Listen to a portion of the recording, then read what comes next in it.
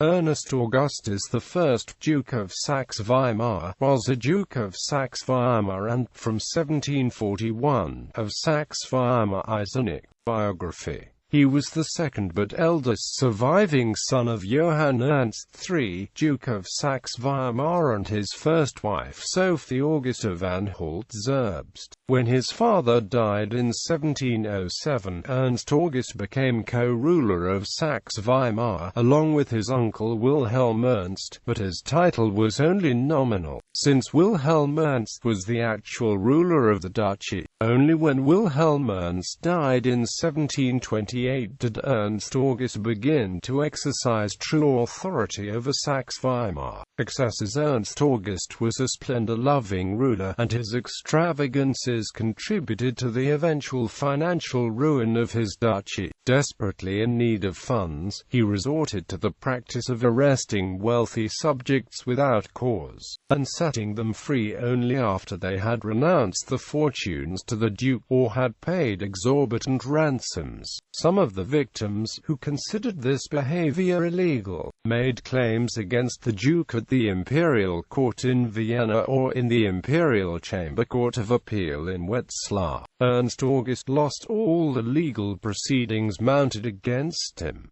The process lasted for many years and eventually led to the duchy's bankruptcy. The Duke maintained a standing army that was disproportionately large for the duchy's population of financial resources. Some of the soldiers were rented to the electorate of Saxony or to the Holy Roman Emperor. Ernst August's mania for building led to the construction of the Kleinode, the small Schloss Belvedere in the Rococo Schloss of Dornburg, a lavish residence for the Duke. His passion for the hunt was likewise extravagant. When he died, Ernst August left 1,100 dogs and 373 horses. The Duke maintained a standing harem, in which 2 noble ladies of honor and 3 chamber women of low birth attended to his desires, marriages and children. In Nuremberg on 24 January 1716, Ernst August married Eleanor Wilhelmina van Holt-Cothen, daughter of Emanuel Albrecht, Prince of Anhalt-Cothen. They had 8 children: William Ernest, hereditary Prince of Saxe-Weimar;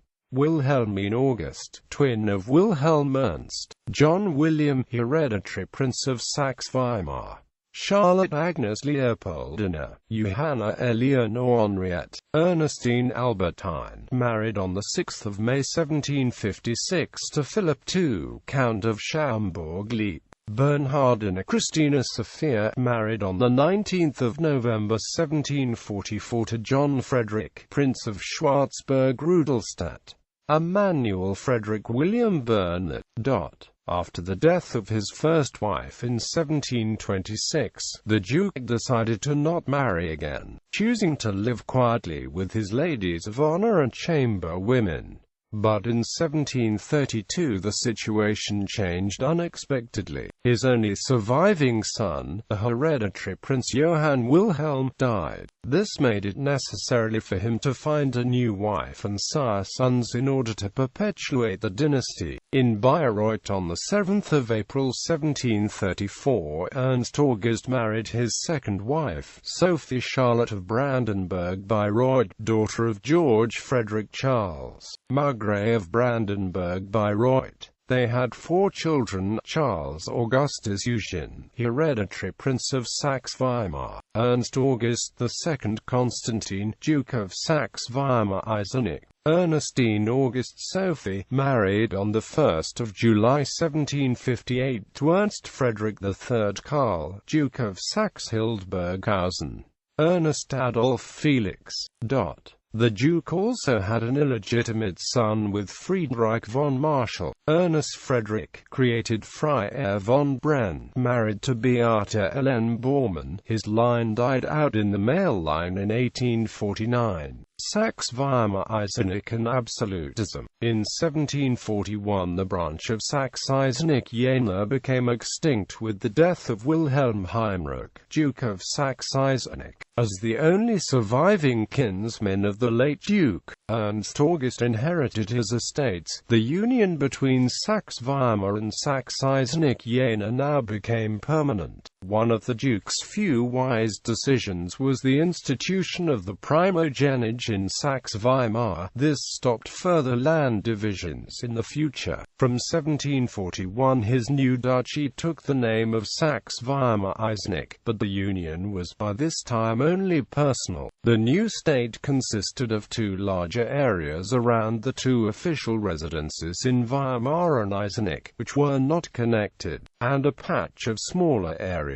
and towns between them. The annexation of Saxe-Eisenach was favorable to the hunt-loving duke. He possessed a large swath of woods in the Eisenach region, which seemed suitable to him for hunting. He left the hereditary prince in Weimar in the Schloss Belvedere under the guardianship of his Hofmarschall and moved permanently to Eisenach. After this, the Duke rarely asked for his son, and sent the most unreasonable written instructions from Eisenach to Weimar in order to supervise his son's education. The hereditary prince saw his father for the last time in 1743.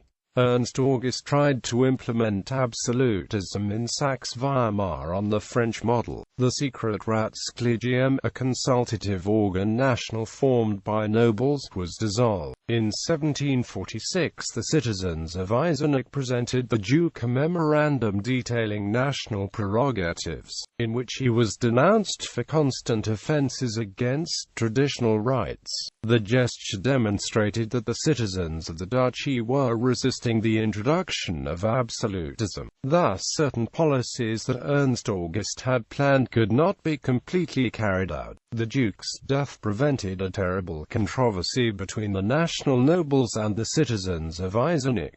Upon his death, Ernst August left a financially ruined duchy, and a successor to the throne who was still underage. Ancestors